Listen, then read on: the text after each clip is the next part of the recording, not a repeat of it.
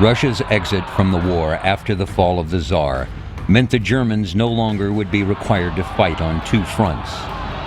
The 80 divisions of men and materiel that Germany had committed to fighting the Russians on the Eastern Front could now be shifted to the Western Front. Now Germany, for the first time, had complete superiority in strength and numbers over the Allies in Belgium and France. Field Marshal Paul von Hindenburg, commander of the German armed forces, wrote to the Kaiser for approval of a massive new campaign in the West, saying, "No longer threatened in the rear, we could turn to the great decision in the West and must now address ourselves to the passage of arms." For weeks, von Hindenburg and his Supreme Command vied with the German diplomatic corps for the Kaiser's ear. The German Chancellor, Theobald von Bethmann-Hollweg, believed the war could not be won and that the Kaiser should sue for peace based on U.S. President Woodrow Wilson's 14 points. Finally, the headstrong field marshal could take no more, issuing an ultimatum to the Kaiser in a face-to-face meeting on January 7th. His written list of demands ended with the words, "We must defeat the Western powers." After much debate, Kaiser Wilhelm capitulated, and von Hindenburg and his Supreme Command began preparing for their final stroke, a great offensive planned for spring 1917. The German army had developed stormtrooper units with infantry trained in Hutter tactics to infiltrate and bypass enemy frontline units, leaving these strong points to be mopped up by follow-up troops. Well, early in the war, like I said, in 1914, early 1915, it was a lot of 19th century tactics still, but with modern weaponry. Artillery had never been massed the way it has. The machine gun was obviously a tremendous killing machine for both armies, and it took lots of lives on both sides in doing these big wave assaults. Over the top, it would just slaughter all these guys. Once they realized that they needed to come up with other tactics, they decided through some early French officers and then later a German officer named Riedemann and Hauptmann Rohr helped develop what they call stormtroop tactics. The stormtroopers' tactic was to attack and disrupt enemy headquarters, artillery units and supply depots in their rear areas, as well as to occupy territory rapidly.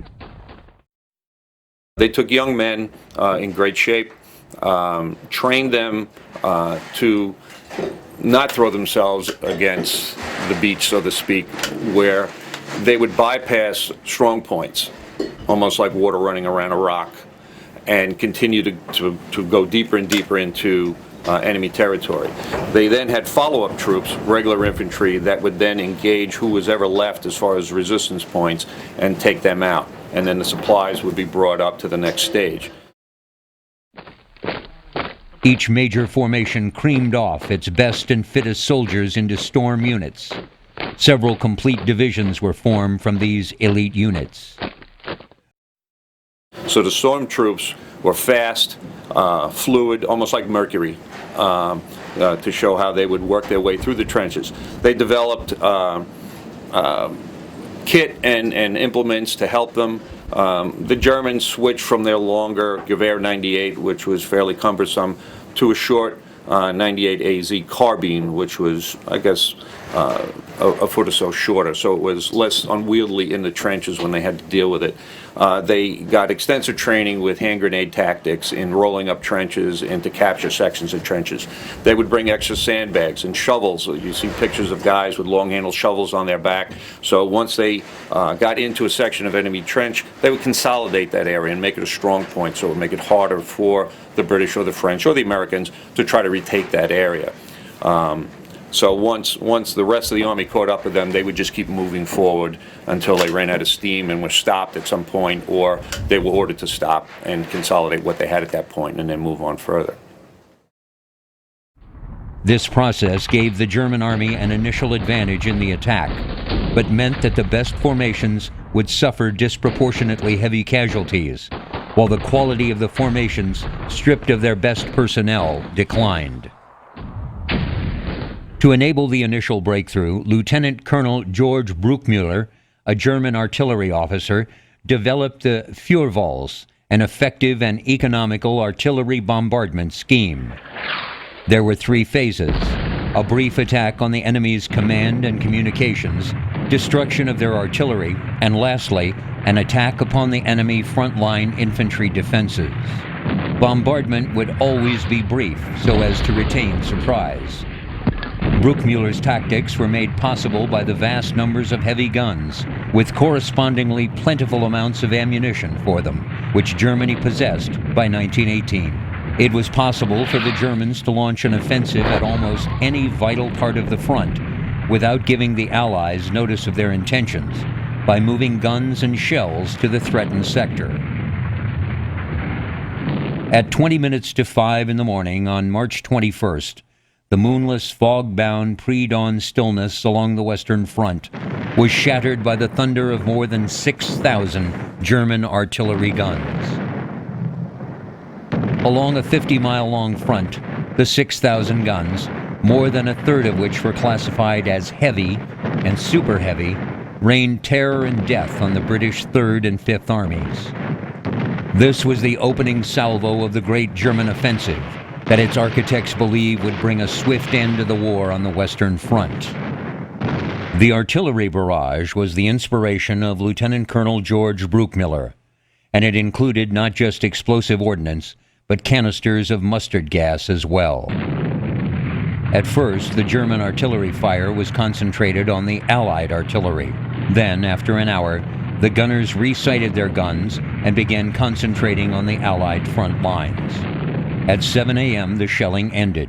For an hour and a half, the British troops waited for the German assault. At 9:40 a.m., after an intense 5-minute mortar barrage, the assault came.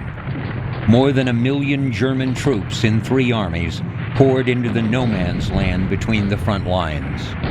This all-out assault in the northeast of France was patterned by General Erich Ludendorff to end the war quickly, with a mighty push to Paris before the Americans could join the fight.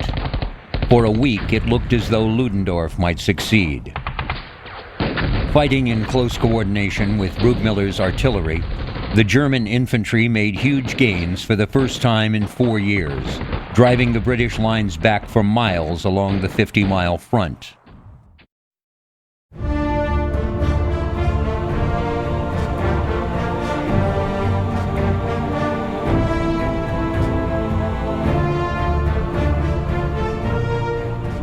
The British had only 28 divisions in the area that was attacked. Ludendorff had assembled 76 divisions to make the attack, 32 of which took part in the initial infantry assault at 9:40 a.m. on March 21st. The British were forced out of their front line along most of the front, and the Germans even broke through the second line of defense, the battle zone, along a quarter of the 50-mile front. The German attack hit the 5th Army hardest. To the north, the attack on the 3rd Army made less progress, but did threaten to cut off the British troops on the salient left over after the Battle of Cambrai. The Germans continued to make progress throughout March, but the crisis of the battle came early. On March 24th, as the British were being forced ever further west, a gap threatened to appear between the British and French armies. Pétain, commander of the French armies of the north, visited Haig to warn him that he expected to be attacked at Verdun and could therefore spare no more reinforcements to help the British. If this policy had been carried through, it is hard to see how a German breakthrough could have been prevented. Early on the morning of March 25th, Haig communicated his fears to the War Office and requested a high-level delegation visit France. He also suggested placing General Foch in overall command of Allied operations. Foch's appointment ended any danger of a rift between the Allies. The German advance soon began to run out of steam as the units involved became increasingly exhausted. Captured British supply dumps, far better provisioned than the blockaded Germans, slowed down the advance when troops settled in to forage for much-needed supplies. The German attack continued to the end of March, but progress began to slow. They had overextended their lines of supply. They had met such success that they advanced tremendously far. The men were exhausted. They were continually being pushed to go further, They captured large stocks of British supplies, food that they hadn't seen in a long time, and liquor. So in some cases, whole units were drunk and tearing into every bit of food they could get their hands on before the officers could go in and get them back in line. But for the most part, they overextended themselves. They couldn't get their supplies to keep that inertia going, that forward movement where they could keep rolling up. And they suffered heavy casualties. They were losing the cream of the crop of their stormtroops that were getting killed and wounded as they continually advanced to the point where they were decimated to the point where their effectiveness was not the same as it was when the offensive started. The first 3 days of April were quiet, and when the fighting was renewed on April 4th, both sides launched attacks. Finally, on April 5th, Ludendorff recognized that the Great Offensive had failed and canceled any further attacks. The German army had lost between 200 and 300,000 men without achieving their objectives. But just as Schlieffen's armies had outrun their supply trains in 1914, Ludendorff too proved too fast and too successful for his own good. Caught up in their early successes against the British, they simply outran their artillery support. Without artillery to soften the lines ahead of them and debilitate the British resistance, the assault ground to a halt.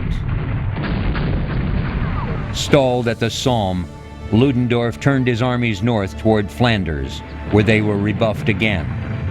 In desperation, he sent his men back south against the French at the Marne River. But now the Germans were dangerously low on manpower and supplies. And waiting for them alongside the French and British were the Americans. Even after the failure of the Noyon-Montdidier offensive, Ludendorff was still determined to launch his great attack in Flanders. The third offensive on the Aisne had left an awkward salient in the line around the fortified city of Reims, and so Ludendorff decided to launch a two-pincers attack, with attacks east and west of the city.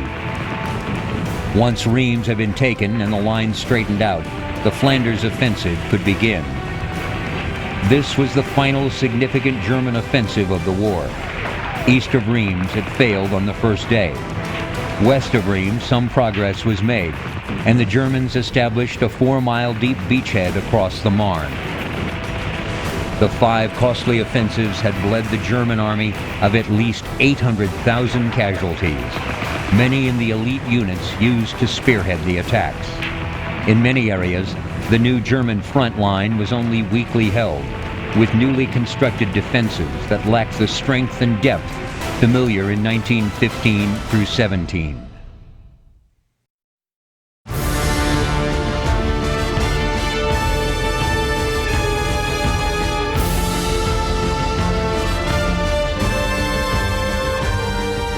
Even before the Champagne-Marne offensive began, Foch had been planning his own counterattack. 4 French armies, along with 8 American divisions, would attack the German salient created by the Second Battle of the Aisne. On July 18th, that counterattack slammed into the salient.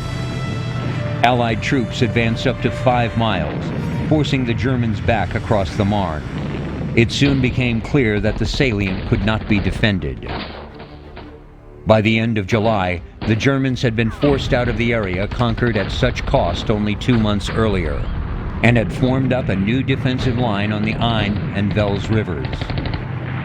With the Germans advancing on the Marne in the vicinity of Chateau Thierry, Major General John Pershing, commander of the American Expeditionary Force, was ordered by Allied command to move his 2nd and 3rd Divisions into the area to shore up the French resistance there under French command. We were trained, and we were trained right down to the bone. We awaited the call.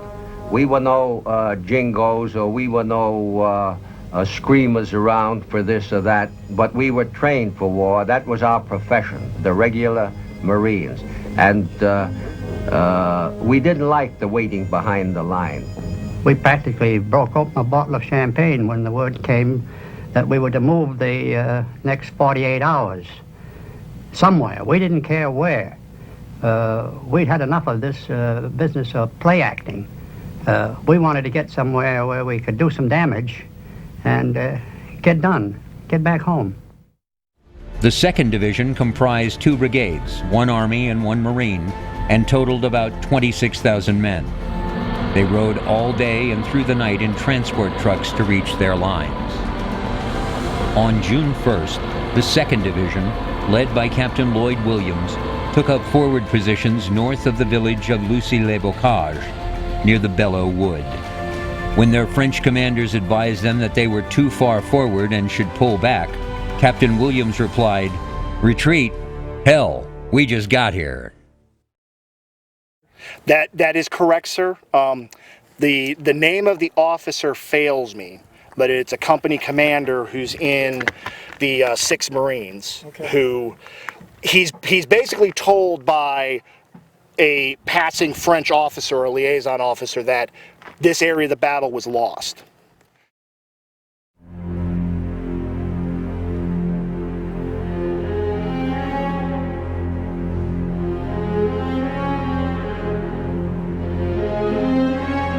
The Marines formed a line with Lucy-les-Bocages at its center. The 2nd Battalion, 5th Marines, made up the west side of the line, with the 6th Marines on the east. On the 2nd and 3rd of June, while the 5th Marines sporadically exchanged long-range rifle fire with lead elements of the German force, the German 237th Division occupied the Belleau Wood. Belleau Wood, which had been the private hunting reserve for the nearby chateau, was a carefully tended forest with little undergrowth. Its trees, most less than 6 inches in diameter, were so close together that visibility into and through the wood was limited. It was a perfect place for an army, the German army, to take up defensive positions and conceal its numbers. On June 4th, the Germans attacked the left flank of the American lines from Belleau Wood to the north, engaging the Marines 2nd, 5th at around Le Maire Farm. With their artillery and machine gun support in place, the Marines repulsed the German attack. On the following day, the French command ordered the Marines to take the Belleau Wood. Their intelligence told them the Germans controlled only a small part of the wood. 4th Marine Brigade's 2nd Division was to go in and drive them out. So eager were the Marines to go after the Germans that at 3:45 a.m. on June 6th, when the commander of the Marine 1st of the 5th reached the front line to give the attack order, many of his men already were 25 yards out and moving on the wood. As the Marines rushed into the open green wheat field between their lines and the wood, they were scattered and driven to the ground by a hail of German machine gun fire from the cover of the trees. Captain George Hamilton, commander of the 49th Marine Company, rushed among his command, rallying his troops, urging them forward into the wood. When the decimated Marine units reached the wood, they plunged in with bayonets fixed. Most of the Germans they reached surrendered in fright, but 3 machine gun emplacements on the west edge of the wood kept the Marines at bay and prevented them from taking control of the wood.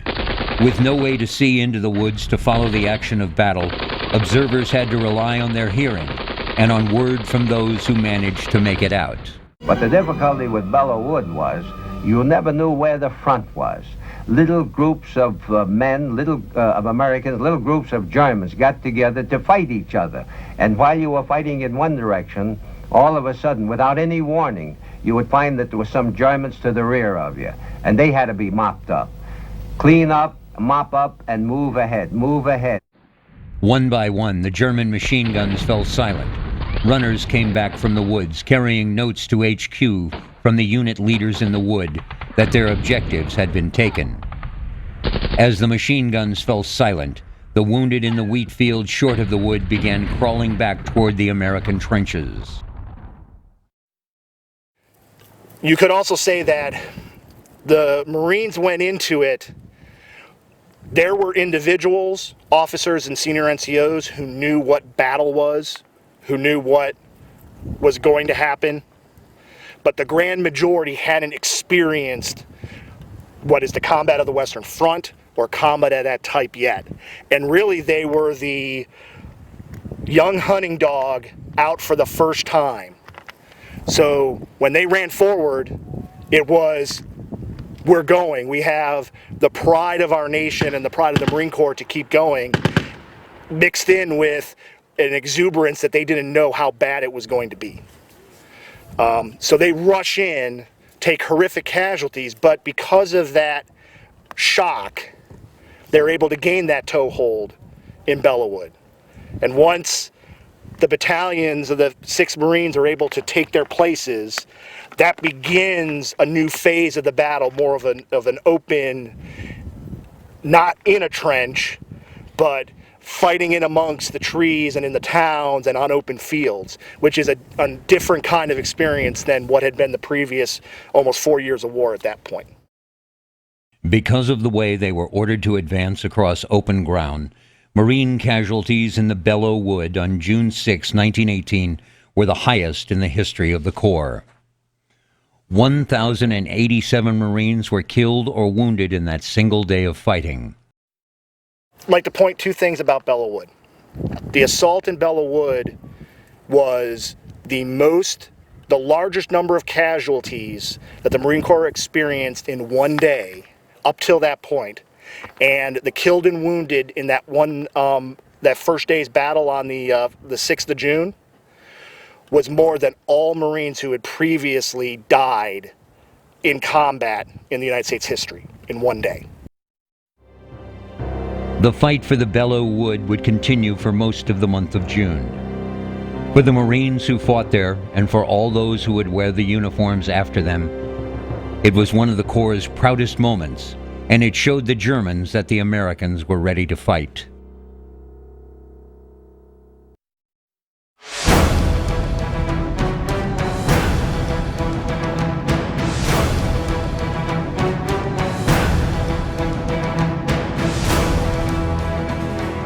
The Treaty of Brest-Litovsk had shown how weak the Bolsheviks actually were.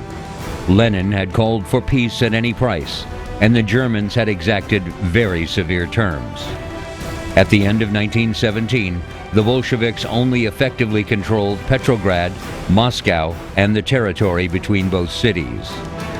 With the fall of Nicholas II, many parts of the Russian Empire took the opportunity to declare their independence. Finland did so in March 1918 and collapsed into a civil war itself. The Whites, led by Mannerheim, were helped by the Germans. Ludendorff even contemplated putting a German prince in power in Finland once the Whites had won. With German help, the Finnish Whites pushed back the Finnish-Russo border, and Petrograd was almost within artillery range. Within Russia itself, those who opposed the Bolsheviks looked to the Western powers for help. For their own benefit, the Western powers wanted to re-establish an Eastern Front so that the German army would be split once again, thus relieving the problems being experienced on the Western Front. Socialist revolutionaries who had been members of the dispersed Constituent Assembly grouped in the Lower Volga. A socialist revolutionary group had established an autonomous regime just east of Omsk, which claimed to govern the whole of Siberia. They also seized the vital eastern city of Vladivostok. In Manchuria, General Horvat, who had been the Tsar's military governor of the region, established another conservative government. Czech prisoners of war, who had joined the Russian army after being captured from the Austrian army, joined the ranks of Kerensky, and it was these men who won Kerensky's initial successes in the Civil War. Known as the Czech Legion, they fought the Germans as a separate unit under the leadership of Masaryk until Brest-Litovsk ended that fighting.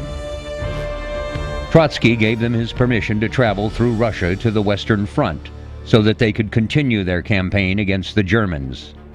The one proviso was that the Czechs had to leave their weapons behind.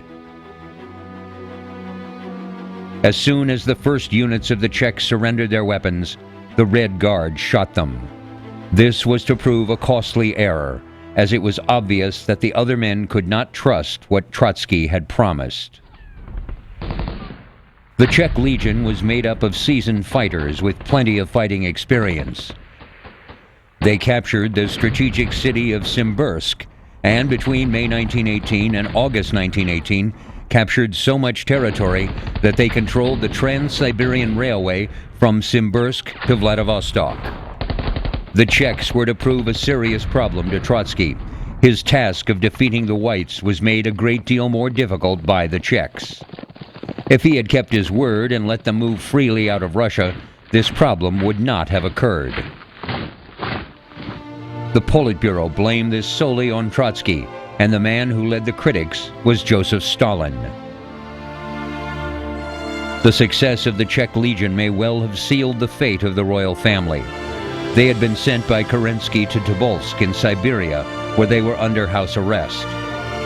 As the Czechs had the power to threaten Tobolsk, they were brought back to Ekaterinburg. However, in the early stages of the Civil War, the Whites threatened this city. While the royal family was alive, they could inspire the Whites. Therefore, Lenin ordered their execution.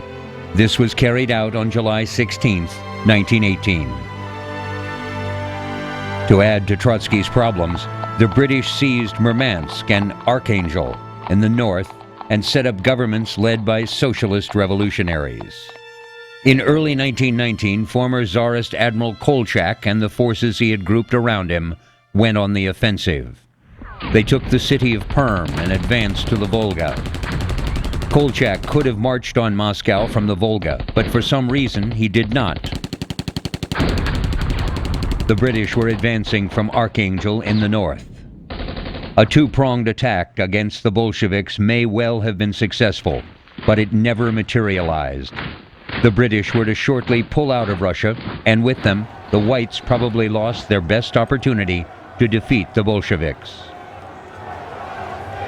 Much of the credit for the Red victory goes to Trotsky, who, despite the criticism aimed at him over the Czech Legion issue, was a brilliant war commissar. Untrained in military matters, Trotsky seemed to be a natural leader of men. His beliefs were simple. If a Red commander was successful in combat, they were promoted. If a commander failed and survived, he paid the price. Trotsky was willing to use ex-Tsarist officers, as he knew that they had the military experience the Red Army lacked. Ironically, though this was a successful policy, it was later held against him in his battle with Stalin for control of the party after Lenin's death. Trotsky also knew that the first time the Red Army lost a major battle, it would spell the end of the revolution and all that the Bolsheviks had fought for. He visited the Red Army at the front in his legendary armored train to instill in them this very simple fact. Men flocked to join the Red Army, not necessarily because they believed in what the Reds stood for, but because Lenin had ordered that supplies of food went first to soldiers. What was left went to those who lived in the cities. Trotsky was also not fighting a cohesive unit. The Whites were made up of many groups that hated each other as much as they hated the Reds. With no cohesiveness to them, the Whites were on the whole a hopelessly uncoordinated group that fell out with each other. The Whites also had an appalling reputation regarding their treatment of the indigenous people of any area they controlled. As much of this land was agricultural, these people would have been peasants, the people Lenin had promised land to. The Whites also suffered a massive blow to their campaign when the Allies withdrew from Russia after November 11, 1918. With the end of World War I, the Allies were much cooler in their dealings with the White leaders. Reports reached London that the Whites had committed many atrocities on innocent civilians, and the government could not afford to be associated with such things. After success against forces in Russia itself, Trotsky then faced a challenge from Poland. Granted her independence in 1918, Poland invaded the Ukraine in 1920. However, the Polish army was not able to defeat Trotsky's Red Army, and it broke through the Poles' lines and advanced on Warsaw. Józef Pilsudski, Poland's commander-in-chief, led a counterattack against the Red Army, and Lenin decided to cut his losses and agreed to the Treaty of Riga on March 18, 1921. As a result of this treaty, about 10 million Ukrainians and White Russians were put under Polish rule. The Treaty of Riga brought to an end the Russian Civil War. Within Russia, the communist government under Lenin was now secure.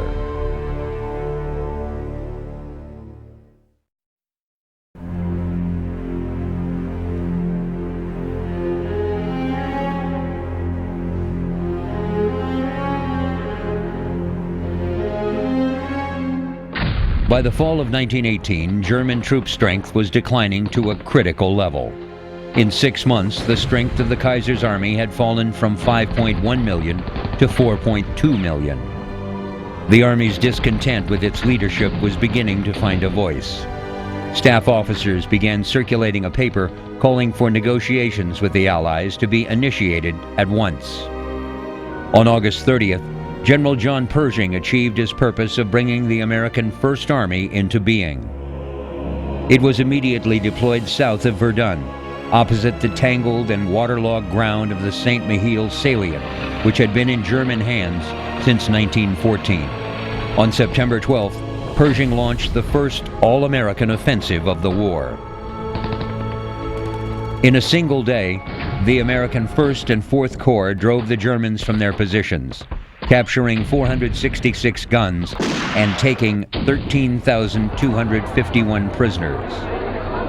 After 4 years of a war in which they had destroyed the Tsar's army, trounced the Italians and Romanians, demoralized the French, and at the very least denied the British clear-cut victory, the Germans were now confronted by an army whose soldiers sprang in uncountable numbers, as if from soil sown with dragon's teeth. A sense of the pointlessness of further effort rotted the resolution of the ordinary German soldier. Reports began coming into Ludendorff's headquarters of German troops surrendering to a single soldier or isolated squadron. Suddenly, he saw the war as hopeless. In the presence of King Wilhelm, he blamed the defeat on lack of discipline. Wilhelm countered Ludendorff's comment, complaining that too much had been asked of the troops. A telegram from Emperor Karl of Austria was handed to Wilhelm. The Austrian emperor informed his ally that the war must be ended in 1918. Otherwise, he, Karl, would conclude a separate peace. Wilhelm, shaken with head bowed, informed Hindenburg and Ludendorff that the war must be ended. Foreign Minister Hintz stated that he wished for a peace based on President Wilson's 14 points, hoping this would prevent revolution in Germany. He suggested the creation of a new parliamentary government and making Wilhelm a constitutional monarch. Wilhelm reluctantly accepted, believing this might help save his throne, and he signed a decree granting new powers to Germany's parliament. On October 3rd, Prince Max of Baden, Wilhelm's cousin, was sworn in as the chancellor of a new parliamentary government. The chancellor was now responsible to Parliament rather than to Wilhelm. The question of war and peace would now be the responsibility of Parliament, representatives of the German people. On October 4th, the new government sent its request for an armistice to the Allies. To avoid further bloodshed, the German government requests the President to arrange the immediate conclusion of an armistice on land, by sea, and in the air. Wilson's reply to the German request for an armistice arrived in Berlin on October 9th. Wilson asked whether the new government spoke for the German Empire, and if so, whether it was prepared to accept his 14 points unconditionally. By now, Ludendorff and Hindenburg had stopped supporting a negotiated settlement and were distancing themselves from any compromise settlement or from surrender to Allied demands. Rather than seeing the war as lost, Ludendorff was for fighting on the defensive through 1919. He and the German Admiralty insisted that submarine warfare continue. On October 20th, Hindenburg told Prince Max that his government should keep Germany fighting for our honor to the very last man. And if this resulted in Germany breaking off negotiations with Wilson, claimed Hindenburg, so be it. A third note arrived in Germany from Wilson on October 23rd, with Wilson demanding that if Germany's military masters, including Wilhelm, were still in power, they had to step aside, that the United States would negotiate only with representatives of the German people. If the Germans are beaten, they will accept any terms. If they are not beaten, I do not wish to make terms with them. On October 26, during a shouting match between Wilhelm and Ludendorff, Ludendorff resigned, complaining later that Hindenburg, who was present, had made no attempt to defend him and was therefore guilty of treachery. On October 30th, Germany's navy launched a plan that had been known outside the Admiralty only by Ludendorff. The plan called for the German fleet to make a great assault against the British Navy for the sake of German honor. Germany's enlisted sailors were ready to fight to defend the homeland, but not for a gesture. Risking the punishment of death for mutiny and treason, sailors with the fleet harbored at Wilhelmshaven rebelled. In the following 4 days, the revolt spread to the fleet harbored at Kiel. From there it spread to troops stationed at Kiel and to the civilians there. Then it spread throughout the coastal towns of northern Germany. The signs of internal commotion in Germany are growing more numerous and more serious. Want and the utter collapse of all the expectations of victory and plunder have evidently excited very dangerous passions among the masses. The people of Cologne are sick of the war. They say they've been grossly deceived. They were told the war would bring them prosperity, whereas it has brought them nothing but misery. By November 8th, it had spread to all major German cities. Councils of workers and enlisted military men arose, as had happened when Russia's Tsar was overthrown. In city streets, pent-up resentment against military officers was released in attacks on officers in uniform. People who had felt obliged to step off sidewalks to let German officers pass now spat on them. I went through the streets of Frankfurt and was not saluted. I was a commissioned officer, and in the German army the order was we had to be saluted. It was not the only soldier I met who didn't salute, but there were quite a number who refused to salute. I realized that the discipline and the mood of the people was really bad. We hadn't realized it at the front how bad it was at home. People were fed up with war. They wanted the war to be ended as soon as possible, victory or no victory.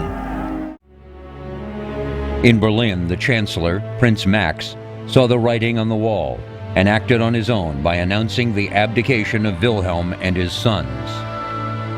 Then Max resigned as Chancellor, handing the government to the leader of the Social Democrats, Friedrich Ebert. Wilhelm refused to accept what he called a coup d'etat, but his refusal was without effect. On November 10th, the House of Hohenzollern fell, rejecting the suggestion that he should seek death in the trenches as incompatible with his position as head of the German Lutheran Church. Wilhelm II departed by train to exile in Holland, never to forgive Hindenburg for what he called his disloyalty. The time was 7 a.m., the date November 8th, 1918. Another train crept to a stop in a French forest in Compiègne. Mist shrouded the oaks and beeches around the clearing.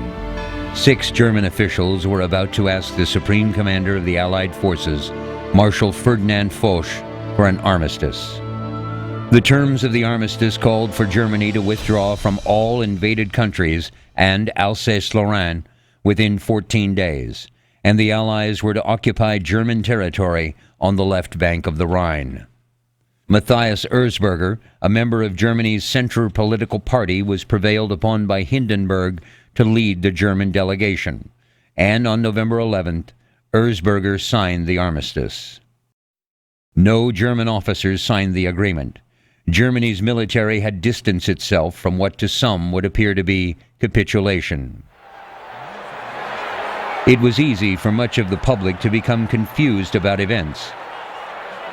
And to some, it would now appear that civilian politicians had stabbed Germany's army in the back. News of the armistice brought cheering that exceeded that at the beginning of the war. People in England stopped work. We had had so many years of suffering, 4 years of dull suffering, acute suffering, pain everywhere. It was dreadful. Every day we heard about somebody we loved being killed, being wounded. There was no relief anywhere, and we thought it would go on and on and on forever. But it didn't, because armistice came. We waited for it. We knew it was coming, although we weren't at all sure when. We knew that one day it would come, and we waited with such tense feelings that everything around us seemed to wait.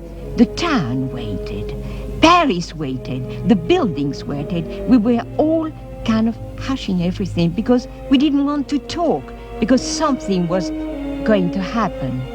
And we waited, and it came, and the day it came, it was so wonderful. Crowds surged through the streets. Sirens screamed, church bells rang, factories blew their whistles, and those few with cars honked their horns. In Trafalgar Square, a vast bonfire of celebration was lit. An elated King George V sent messages to the heads of state of Britain's allies, referring to a triumph of right and justice, and a glorious chapter of the history of freedom. In the House of Commons that afternoon, I rose and announced the signing of the armistice. I concluded by saying, thus at 11 o'clock this morning came to an end the cruelest and most terrible war that has ever scourged mankind. In Paris, the celebrations were as intense, with guns firing and so much other noise that people could not hear one another talk. Grand word, a great word to set down when, after 4 nerve-wracking years, lived through in the anguished expectation of the worst, suddenly a voice is heard crying, "It is finished." The armistice is the interval between the fall and the rise of the curtain. Hail to it, and welcome. People walked arm in arm, American soldiers among them, and the celebrations in the streets went into a second day. Then we carried on into Mons and got to the main street, which was filled with the inhabitants, screaming their heads off and shouting. I didn't seem to know what had happened to them. And as I got to the town hall in the main street of Mons, the church clocks chimed. It was 11 o'clock. News of the armistice reached New York at 3 in the morning, and immediately church bells began ringing. After daybreak, people paraded joyously in the streets. President Wilson went before Congress, where he was heartily cheered, and to Congress he said, "The victorious nations will set up a just peace throughout the world." In the trenches, U.S. troops fought to the last minute.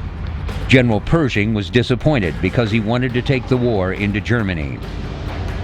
But at 11 p.m., when the armistice officially began, the frontline troops, officers, and enlisted men were overjoyed. Throughout the night, the noise of singing, the shrill hooting of railway whistles, and the blast of factory sirens might awaken the dead. At last I lie down, tired and very happy. But sleep is elusive. Incidents flash through the memory. The battles of the first 4 months.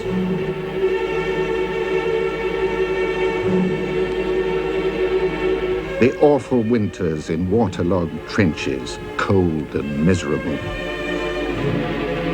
The terrible trench war assaults and shell fire of the next 3 years.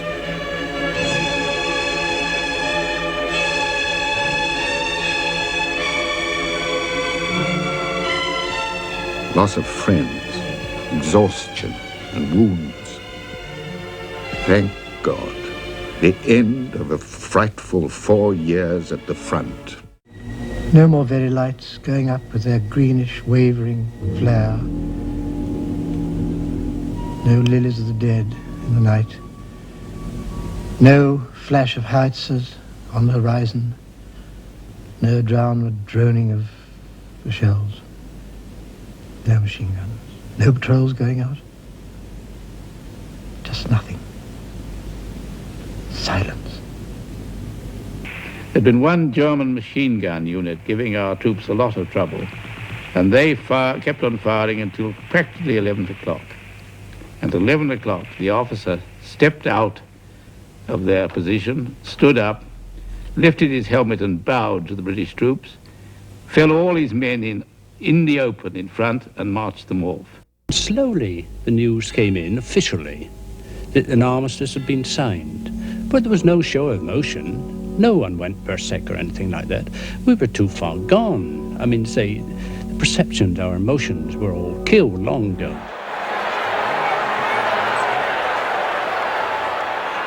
The war to end all wars was over. World War I was ending.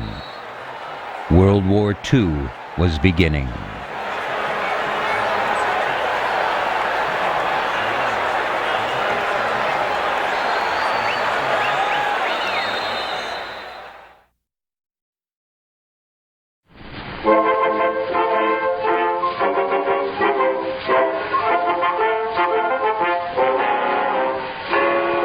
Up to your waist in water, up to your eyes in sludge, using the kind of language that makes the sergeant blush. Oh, wouldn't join the army, that's what we all inquire. Don't we pity the poor civilians sitting around the fire? Oh, oh, oh, it's a lovely war. It's a lovely war. Wouldn't be a soldier, eh? Oh, it's a shame to take the pain. As soon as the valley is gone, we feel just as heavy as lead. But we never get up to the sergeant brings the breakfast up to bed.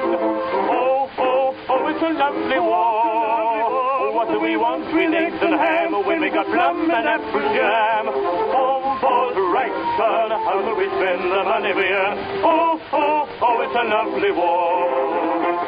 Oh, oh, oh, it's a lovely war.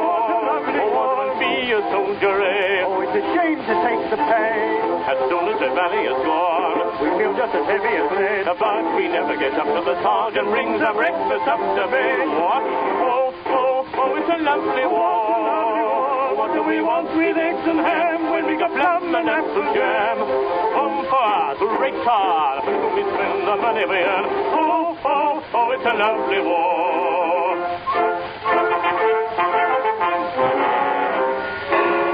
Come to the cookhouse door, boys, sniff at the lovely stew. Oh, as it says the colonel gets better grub than you. Any complaints this morning? Do we complain? Not we. What's the matter with lumps of onion floating around your tea? Oh, oh, oh, it's a lovely war. Oh, wouldn't be a soldier, eh? Oh, it's a shame to take the pain. As soon as the valley has gone, we feel just as heavy as lead. But we never get up to the sergeant brings our breakfast up to bed. Rats. Oh, oh, oh, it's a lovely war.